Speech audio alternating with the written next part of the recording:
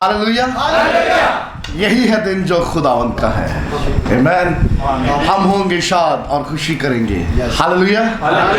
तशरीफ रखिएगा।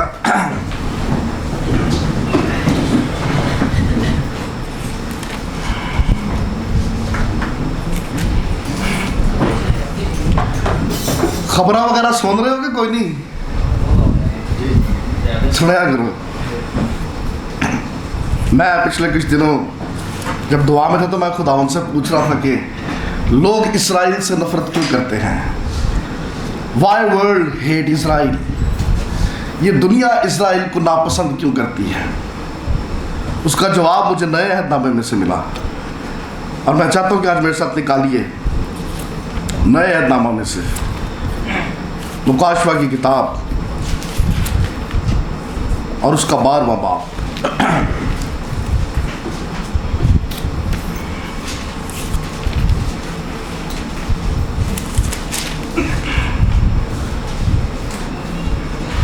लफ्जों पर गौर कीजिएगा।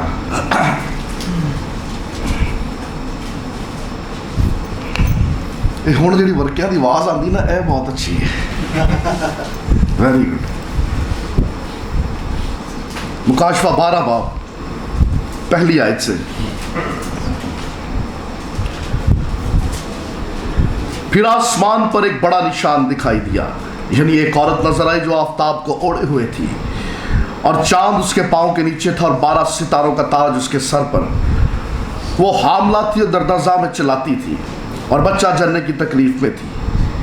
फिर एक और निशान आसमान पर दिखाई दिया, यानी एक बड़ा लाल अजदहा, उसके 7 सर 10 सींग थे और उसके सरों पर 7 ताज, और उसके दुम ने आसमान के 3 सितारे खींच कर जमीन पर डाल दिए। और वो अजदहा उस औरत के आगे जा खड़ा हुआ जो जनने को थी, ताकि जब वो जने तो उसके बच्चे को निगल जाए।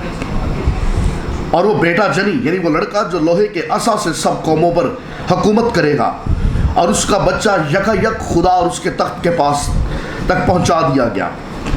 और वो औरत उस बियाबान को भाग गई जहां खुदा की तरफ से उसके लिए एक जगह तैयार की गई थी, ताकि वहां 1260 दिन तक उसकी परवरिश की जाए। खुदा उनके पाक कलाम के पढ़े सुने और समझे जाने पर उसकी खास बरकत हो। आमीन। आइए कुछ पल के लिए अपने सरों को झुकाएं, अपनी आंखों को बंद करें।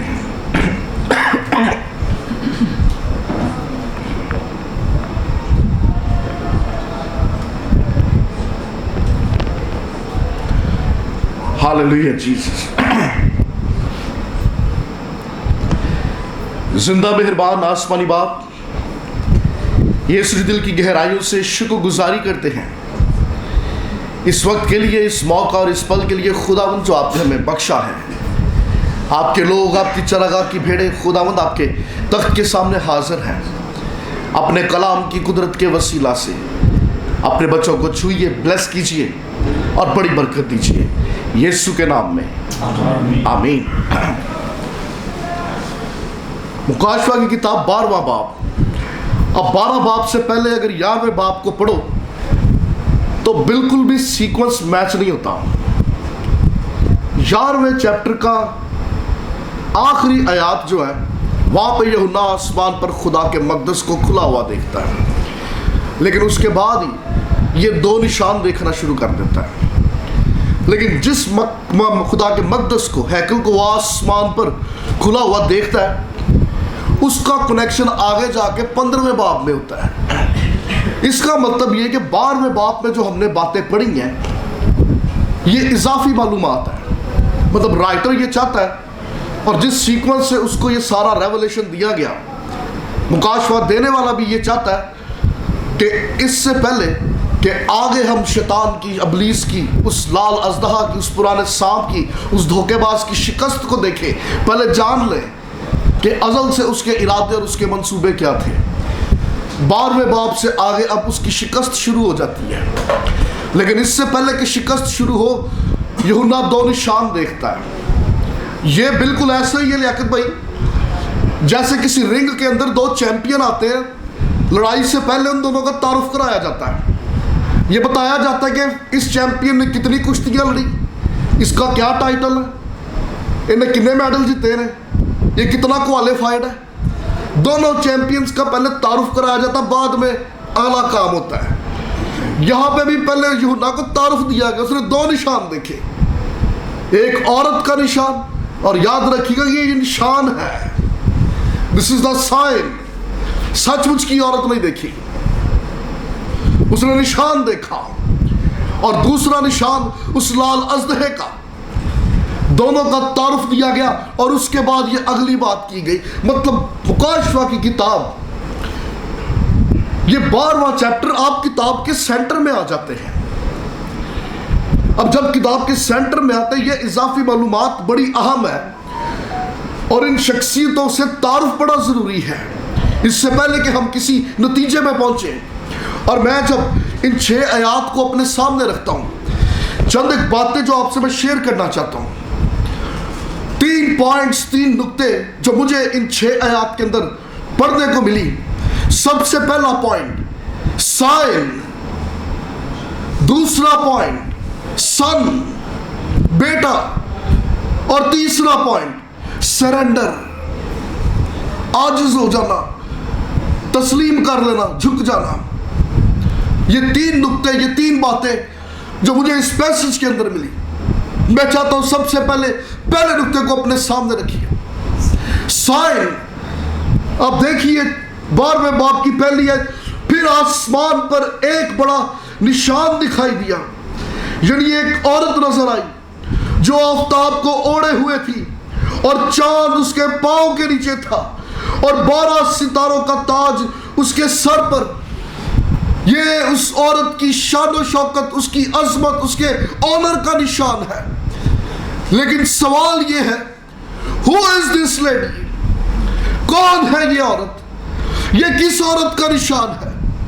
آسمان پر یوحنا نے یہ جو نشان دیکھ لیا, what is this sign? یہ کس کو تشبیہاتی طور پر یوحنا کے سامنے پیش کیا گیا ہے؟ بعض لوگوں کا کہنا یہ تھا she is مدر میری, یہ مدر میری ہے, اور یہ لڑکا جس کا جنم ہوا یہ خداوند یسوع مسیح تھا. لیکن ایسا ہرگز نہیں ہے. ہاں, مدر میری نے خداوند یسوع مسیح کو جنم دیا, اسی نے جنا, لیکن جو اگلی باتیں لکھی ہوئی ہیں وہ مدر میری پہ فٹ نہیں ہوتی, اس لیے یہ مدر میری نہیں ہو سکتی, کیونکہ آگے لکھا ہوا ہے اس عورت کی پرورش 1260 دنوں تک کی گئی. تو 1260 دنوں تک ہمیں کوئی ایسا ثبوت نہیں ملتا کہ جہاں پر مدر میری کو تحفظ دیا گیا ہو, یا اس کی پرورش کی گئی ہو, یا اس کی محافظت کے دن ہو. سو اس سے ثابت یہ ہوا کہ she is not مدر میری, یہ مدر میری نہیں ہو سکتی. بعض مفکرین کا یہ کہنا ہے یہ عورت چرچ کا نشان ہے, یہ چرچ ہے, یہ چرچ کی عظمت, چرچ کی شان و شوکت کی بابت بات کی گئی ہے, کیونکہ خداوند یسوع مسیح اپنی کلیسیا اپنے چرچ میں ہے, وہ چرچ میں چلتا پھرتا ہے, وہ ان میں ہے, وہ ان میں سے ہے. لیکن یہ تفسیر بھی درست نہیں ہے, کیونکہ مسیح نے کلیسیا کو جنم دیا, نہ کہ کلیسیا نے مسیح کو جنم دیا ہے. یہ دلیل بھی صادر نہیں ہوتی, یہ ایکسپلینیشن بھی اس پیسج پہ, اس نشان پہ پوری نہیں اترتی. نہ یہ مدر میری ہو سکتی ہے اور نہ یہ چرچ ہو سکتا ہے. تو پھر سوال یہ عورت کون ہے؟ Who is this lady? جس نے آفتاب کو اوڑھ رکھا ہے اور مہتاب جس کے قدموں میں ہے, اور پھر 12 ستاروں کا تاج جس کے سر پہ دھرا. This is the glory. ارے یہ اس کی عظمت, اس کی شان و شوکت کی طرف اشارہ ہے. تو پھر یہ کون ہے جس کی شان و شوکت, جس کی عظمت کی یہاں پر بات کی گئی؟ آپ کھولیے پیدائش کی کتاب اور اس کا 37واں باب. خداوند کا کلام آپ ان باتوں کی تفسیر کرتا ہے. یوسف نے خواب دیکھا سی اثر. یوسف کا خواب یہ تھا کہ میں نے سورج اور چاند اور ستاروں کو اپنے آگے سجدہ کرتے دیکھا ہے. حالانکہ 12واں ستارہ وہ خود تھا. مطلب یہ سورج, یہ چاند اور ستارے. یوسف کے پیو نے فوراً اعتراض کیتا کہ اس کا مطلب کہ میں، تیری ماں اور تیرے بھائی یہ سب تجھے سجدہ کریں گے؟ یہ نہیں ہو سکتا۔ مطلب خداوند کا کلام آپ اس بات کی شہادت دیتا ہے کہ یہ عورت جو سورج کو، جو آفتاب کو اوڑے ہوئے، جس کے قدموں میں چاند ہے اور جو 12 ستاروں کا تاج اپنے سر پہ لیے ہوئے، ارے یہ نہ تو کلیسیا ہے، یہ نہ تو مدر میری ہے، بلکہ یہ اس قوم کی طرف اشارہ ہے جس کا نام بنی اسرائیل ہے۔ یہ بنی اسرائیل قوم ہے اور اس بنی اسرائیل قوم میں سے مسیحا آیا ہے۔ دوسرا نشان لال اژدہا۔ اچھا، دونوں کے لیے بڑے کا لفظ استعمال ہوا ہے۔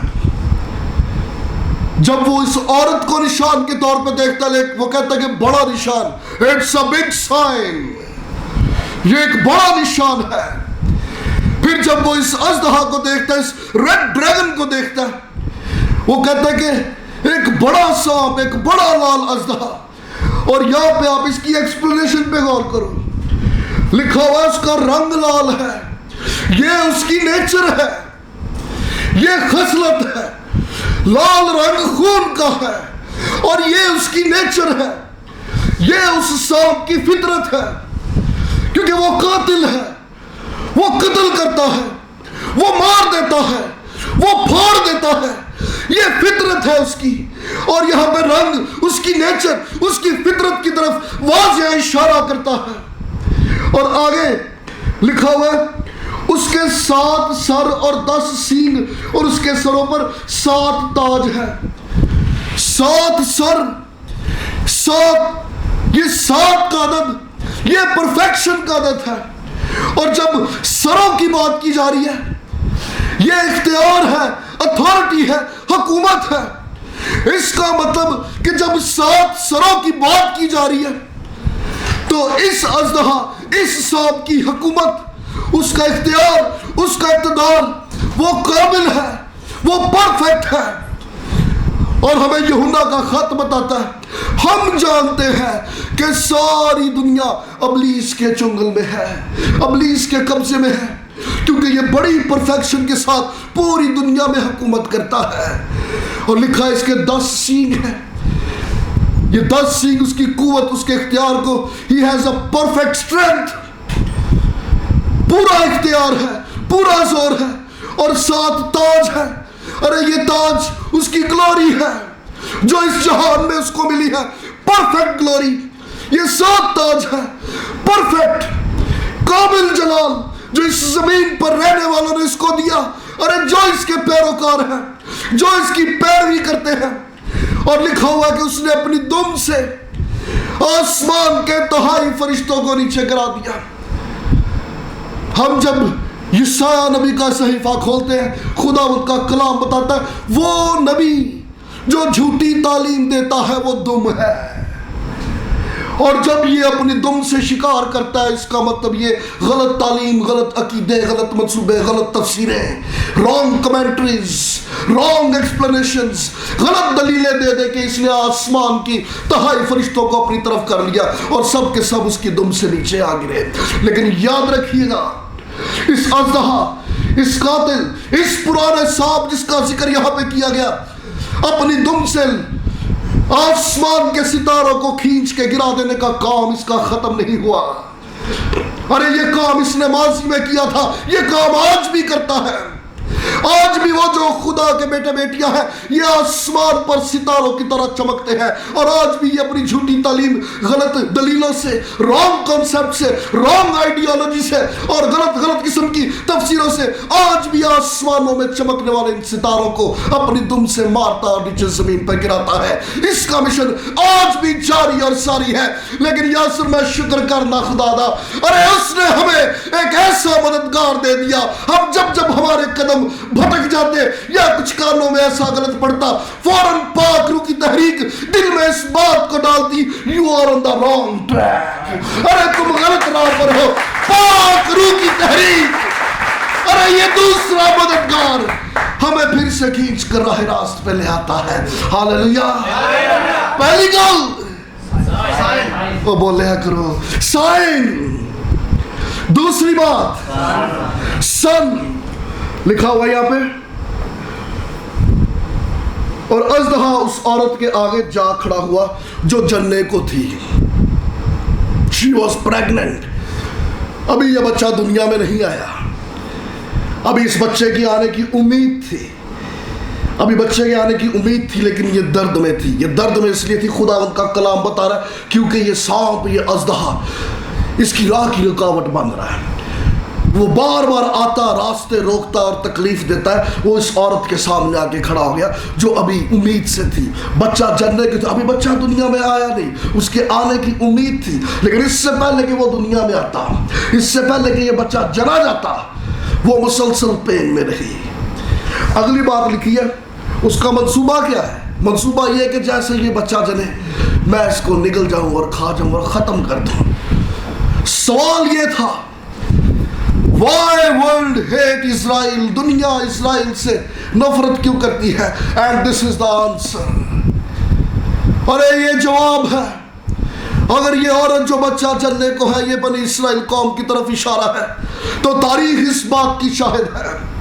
صرف جزیرے، قومیں، قبیلے، ریاستیں، اقتدار والے یا اختیار والے، ارے صرف وہی نہیں، صرف ماضی میں نہیں، بلکہ یہ حالات آج بھی ہیں.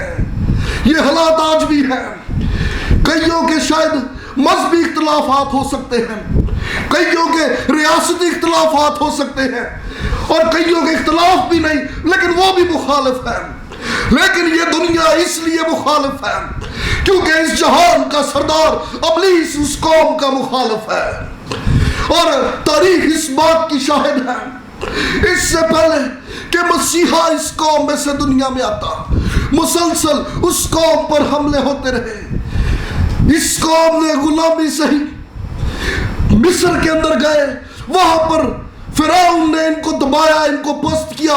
مصر کی غلامی سے نکلے تو کسدیوں نے آ دبوچا اور بابلیوں کے اقتدار کے نیچے چلے گئے. وہاں پر یہ پیچھے مارے گئے اور ایک لمبے عرصے تک کی غلامی سے ہی یہ بابلیوں کی غلامی میں سے نکلے. تو فارس نے آ دبایا اور فارس ان کو کمزور کرتا رہا. لیکن جب فارس میں سے نکلے تو یونان نے اقتدار سنبھالا اور پھر یونان نے آ کے حکومت کی. مسلسل یہ اژدہا، یہ سانپ، اس سے پہلے کہ یہ بچے کو جنتی، یہ امید سے تو تھی، بچہ بھی دنیا میں نہیں آیا تھا، ہاں، لیکن یہ مسلسل تکلیف کا سامنا کر رہی تھی. ارے یہ وہ قوم ہے جس کے ساتھ خدا کے وعدے منسوخ تھے. یہ جو پیچھے جلال اور اس کی شوکت اور اس کی حشمت کی طرف اشارہ کیا ہے، یہ وہ وعدے تھے جو خدا نے اپنے بندہ کے وسیلہ کیا. کھولا اس تشنا دی کتاب ہوتا 14واں باب، کھولا اس تشنا دی کتاب ہوتا 26واں باب. خداوند کا کلام اس کے بندہ موسیٰ کی معرفت نازل ہوا. خداوند فرماتا ہے، میں نے دنیا کی سب قوموں میں سے تمہیں اپنے لیے چن لیا ہے، تم میرے ہو، یو آر مائن. استشنا 26 باب میں خداوند کا کلام فرماتا ہے کہ روئے زمین پر میں نے جتنی قومیں پیدا کی ان سب سے زیادہ نام اور حشمت اور عزت میں تمہیں دوں گا اور میں نے تمہیں بخشا ہے. اور یہ وہ شان و شوکت ہے جو اپنی کس لیاقت، قابلیت یا کیپیبلٹی کی وجہ سے نہیں. ارے یہ تو وہ فضل ہے خداوند کا جو خداوند نے اس قوم پہ کیا اپنے بندہ کے وسیلہ سے، جس کے وجہ سے یہ وعدے منسوب ہوئے کہ اسے اس نے اپنا دوست کہا تھا. لیکن خداوند کا کلام ہمیں یہاں پہ بتاتا ہے کہ اس سے پہلے کہ مسیحا دنیا میں آتا، مسیحا کے آنے کی امید تھی، لیکن مسلسل یہ تکلیف اور پستی کا سامنا کرتی رہی اور مشکل حالات میں سے گزرتی رہی. اور خداوند کا کلام بتاتا ہے اس سانپ کا منشا، اس کا مقصد صرف یہ قوم نہیں بلکہ اس قوم میں سے آنے والا یہ نجات دہندہ بھی تھا. اور یہ تاریخ بڑی پرانی ہے. تسی پیدائش کی کتاب کھولو، یہ سلسلہ باغ عدن سے چلا ہے. یہ باغ عدن سے پیچھے لگ گیا تھا یہ پرانا سانپ. اوتھے خداوند نے کہتا سی کہ عورت کی نسل سے آئے گا اور وہ تیرے سر کو کچلے گا. اب یہ انتظار میں تھا یہ پرانا سانپ کہ وہ کون ہے جو عورت کی نسل سے آئے گا. انہیں ویکھیا قائن نے حابل آگے نے انہیں قائن نے اکسایا، اس نے قائن کو اکسایا، اس نے حابل کو قتل کر دیا. اب یہ پرانا سانپ مطمئن تھا کہ خداوند کے ارادوں کو میں نے روک دیا ہے. خدا نے سیت کو کھڑا کر دیا، اس نے سیت کی نسل کو برباد کر دیا. خدا खुदा ने नूह को महफूज रखा और सारी दुनिया को पानी के तूफान से खत्म कर दिया। अब नूह के वसीला से दुनिया बढ़ रही है। नूह के वसीला से इब्राहिम आ रहा है, इसहाक आ रहा है। इसहाक के साथ वादा हो गया, उसकी बीवी को खुदावंद ने ज़हर कर दिया। अरे तेरे पेट में जो 2 बच्चे हैं, ये महज 2 बच्चे नहीं, 2 कौमें हैं, याकूब और ईसाऊ। हाँ, मगर याद रख, याकूब मेरे प्लान में है, मेरे मंसूबे में है। इस पुराने सांप ने जब ये सुन लिया याकूब के साथ मंसूबे हैं, इसने ईसाऊ को उभारा, याकूब को कत्ल कर दे। अरे वो याकूब को कत्ल करने की ताक में था। खुदा उनका कलाम बताता है खुदा ने याकूब को बचा लिया। याकूब से 12 कबीले पैदा हुए, सब के सब मिस्र की गुलामी में गए। अब जब मिस्र के अंदर नजात दहिंदा के आने की बातें शुरू हो गई, फिर इस पुराने सांप ने फिरौन को भरा और जितने 2-2 साल के बच्चे थे सबको कत्ल करने का ऐलान कर दिया गया। बच्चे कत्ल हुए, लेकिन खुदा ने मूसा को महफूज रखा। मूसा की क़यादत में ये मिस्र की गुलामी से निकले, बियाबान का सफर किया, वादे की सरजमीन में पहुंचे। साउल को बनी इस्राएल कौम ने बादशाह बनाया, हालांकि वो खुदा की मर्जी नहीं था। लेकिन जब इस पुराने सांप ने ये सुन लिया कि मुझे मेरे दिल के मुआफिक एक शख्स मिल गया जिसका नाम दाऊद है, तो यही पुराना सांप साउल को भारता है कि दाऊद को कत्ल कर दे। और दाऊद उस साउल से छुपता छुपाता बियाबानों में अपनी जान बचाता। खुदा ने दाऊद को महफूज रखा क्योंकि इसकी नस्ल से मसीहा ने आना है। अरे ये पुराना सांप मुसलसल इस बच्चे को निगल जाने की ताक में था, वो इसको खत्म करना चाहता था। सुलेमान बादशाह के इक़्तिदार के बाद ये हुकूमतें 2 हिस्सों में बट गई, शुमाली इलाका और जनूबी इलाका। जनूबी इलाके के बादशाह ने जहराम ने एक गैर कौम की लड़की से जिसका नाम अतलिया था उससे शादी कर ली। और जब उससे शादी की, शादी के कुछ अर्सा बाद वो खुद भी मर गया, अतलिया का बेटा भी मर गया। ये अतलिया वो लड़की है जो अखीब बादशाह की बेटी थी, इज़बल की बेटी थी। अतलिया ने देखा मेरा बंदा भी मर गया, मेरा बेटा जो तख्त का वारिस था वो भी मर गया, अरे कहीं कोई और तख्त का वारिस ना उठ जाए।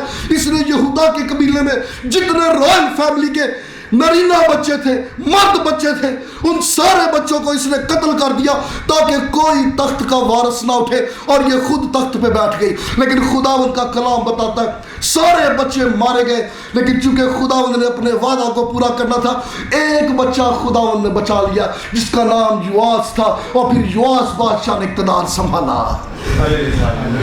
अरे योआस बादशाह के बाद जब हम नए दामे में पहुंचते तो खुदावंद का कलाम बताता है मुनज्जी दुनिया में आ गया। मजूसी आके कहते यहूदियों का बादशाह जो पैदा हुआ कहाँ है। इस पुराने सांप ने सुन लिया, अरे बादशाह तो आ चुका है, इसको कत्ल करवाया जाए। इन्हें हेरोदिस ने मारा। हेरोदिस ने ऐलान कर दिया कि 2-2 साल के बच्चों को कत्ल कर दिया जाए। लेकिन खुदावंद का कलाम बताता है खुदावंद यीशु मसीह अपने वालिदैन के साथ वहां से कूच करके मिस्र को चला गया। अरे जब वो लौट के आए, खिदमत का आगाज किया, तो उसने दरिया यरदन पे फिर इस आवाज को सुना, ये मेरा प्यारा बेटा है जिससे मैं खुश हूं। और दंदा इब्लीस और चौकस हो गया। अरे ये पुराना सांप और ज्यादा एक्शन में आ गया। इसी ने खुदावंद यीशु मसीह को हैकल के कुंगरे पे खड़ा करके ऐलान कर दिया, अपने आप को नीचे फेंक दे, सुसाइड। अरे तेरे फरिश्ते आएंगे तुझे बचा लेंगे। लेकिन खुदावंद यीशु मसीह ने कलाम की कुदरत से इस पे गलबा पाया और कहा, आए शैतान दूर हो। अरे यही वो पुराना सांप है जो हैकल के अंदर लोगों को भारता था, इसे पहाड़ी से फेंक दो।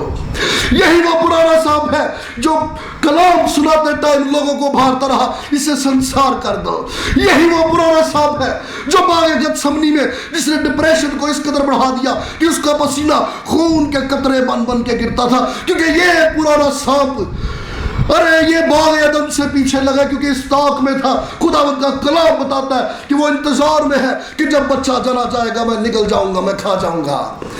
लेकिन मैं खुदावंद की शुक्रगुजारी करता हूं, ये पुराना सांप अगर चाहे इलाही मंसूबों के अंदर मुसलसल मुदाखलत करता आया, लेकिन वो मर गया, दफन हुआ, तीसरे दिन मुर्दों में से जी उठा और खुदावंद का इलाही मंसूबा अपने कमाल को पहुंचा। Hallelujah, hallelujah. खुदावंद का कलाम फरमाता है, आए खुदावंद तेरे इरादे रुक नहीं सकते। ये मुदाखलत तो कर सकता है, ये रुकावटें तो पैदा कर सकता है, लेकिन खुदावंद के इरादे, खुदावंद के मंसूबे अपनी तकमील को पहुंचते हैं। हालेलुया। पहली गल साइन, दूसरी बात सन, तीसरी और आखिरी बात सरेंडर। खुदावंद के कलाम में लिखा हुआ है,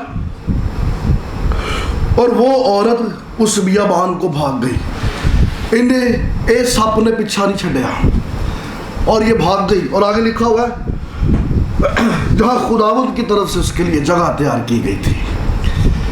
मतलब अब जब ये बियाबान को जा रही है औरत, अब की बार इसका तहफ्फुज खुदावंद की तरफ से है। अब खुदावंद इसको बचा रहा है। छठी आयत में लिखा है वहां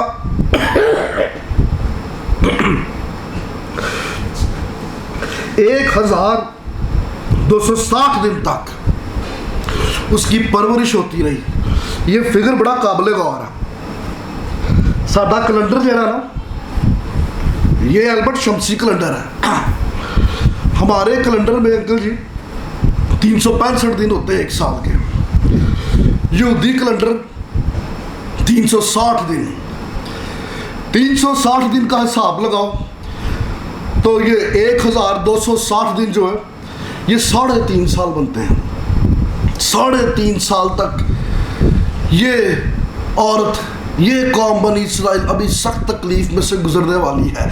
लेकिन खुदावंद का कलाम बताता है कि वो उस जगह पर उनको छुपाएगा जो खुदावंद ने उनके लिए मुकर्रर की है, ताकि उनकी परवरिश होती रहे। मैं जब इस आयत पे गौर कर रहा था, लिखा हुआ है बियाबान का नाम नहीं बताएगा, बाइबल के अंदर बहुत सारे बियाबान हैं, लेकिन यहाँ पे इशारा किया गया है उस बियाबान को भाग गई। उस बियाबान कौन सा? ये किस बियाबान की तरफ इशारा किया गया है? ये वही बियाबान है जिथे मूसा भी बनी इस्राइल कौम नू लेके फिरदा सी। और मूसा जिस एरिया में से लेके जा रहा था वहां पे अदूमी थे। अदूमी कौन ने?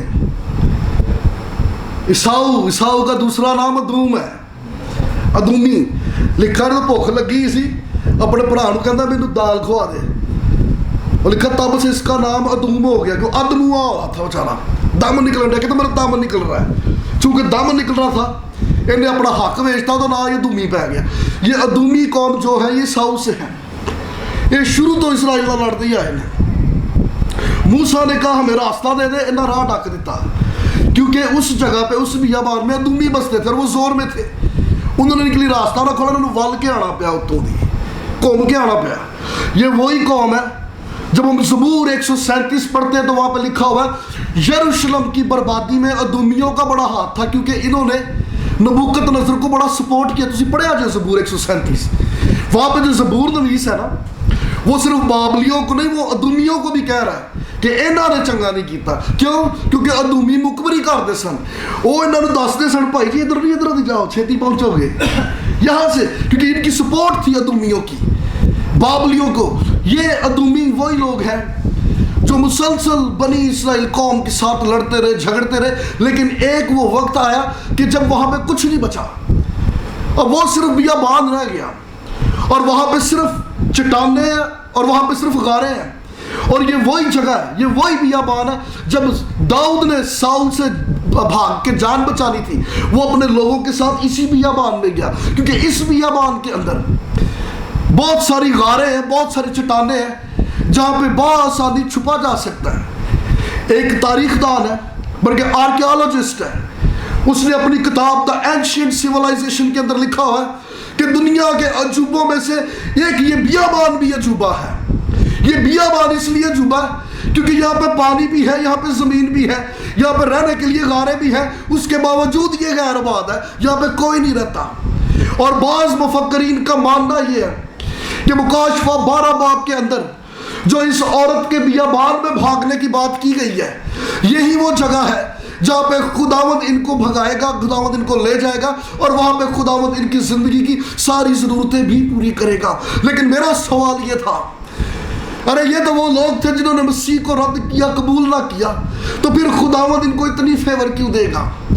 तो उसका जवाब ये है क्योंकि ये 1260 मतलब 3.5 साल जिस अरसे का जिक्र किया गया, इससे पहले जलाली कलीसिया आसमान पर उठाई जाएगी और वो मुखालिफ मसीह दुनिया में आ जाएगा। वो मुखालिफ मसीह जब दुनिया में आएगा वो 7 साल का अहद बांधेगा और शुरू के 3.5 साल बड़े अच्छे होंगे, यहूदी खुश होंगे, मसीहों के लिए वो वक्त तकलीफ दे होगा। लेकिन जब वो अहद को तोड़ देगा, जब वो अहद को ब्रेक कर देगा, उस आयन को रद्द कर देगा, तो फिर बनी इस्राएल कौम की शामत आएगी। उसकी बाबत खुदावंद का कलाम कहता है, अरे मैं इनकी परवरिश 1260 मतलब 3.5 साल तक मैं इनको संभालूंगा, क्योंकि ये वो वक्त होगा जब जकरिया नबी की मार्फत किया गया कलाम अपने कमाल को पहुंचेगा। खोलो जकरिया नबी दा सहीफा और 12वां बाब, खुदावंद का कलाम कहता है, मैं दाऊद के घराने और यरूशलेम के बशिंदों पे फजल की रूह भेजूंगा। जिसको इन्होंने छेदा था ये देखेंगे और मातम करेंगे, और ऐसा मातम जैसे कोई अपने इकलौते के लिए रोता है। हालेलुया। इसका मतलब ये एज़ा रसाई के दौर में ये बनी इस्राएल कौम इस्राएल नहीं रहेगा, दे बिकम क्रिश्चियंस। अरे ये ईमान ले आएंगे, ये निजात पालेंगे, अगरचे हालात मुश्किल होंगे, अगरचे मुश्किलात होंगी, लेकिन खुदावंद का कलाम बताता है, अरे ये मुझ मेरे आगे सरेंडर कर देंगे, ये कबूल कर लेंगे, और मैं इनकी 1260 दिनों तक, अरे मैं इनकी परवरिश करूंगा, मैं इनको संभालूंगा। और इन्हीं दिनों में जब एज़ा रसाई अपने कमाल को पहुंचेगी, अरे यही वो वक्त होगा जो मुकाशफा 19 बाब हमें सिखाता है। खुदावंद के कलाम में लिखा हुआ है, फिर आसमान खुल गया और ये खुदावंद की कलीसिया सफेद पोशाक पहने, सफेद घोड़ों पे सवार अपने आका के पीछे पीछे। ये आका कौन है? अरे ये कौन है जिसके पीछे ये जलाली कलीसिया चली आती है? अरे ये वो ही जात है जिसकी रान और जिसकी पोशाक पर लिखा है, खुदावंद का खुदावंद, बादशाह का बादशाह। Hallelujah, hallelujah, hallelujah. रैप्चर होने वाला है। चर्च के लिए ये मुबारक उम्मीद है।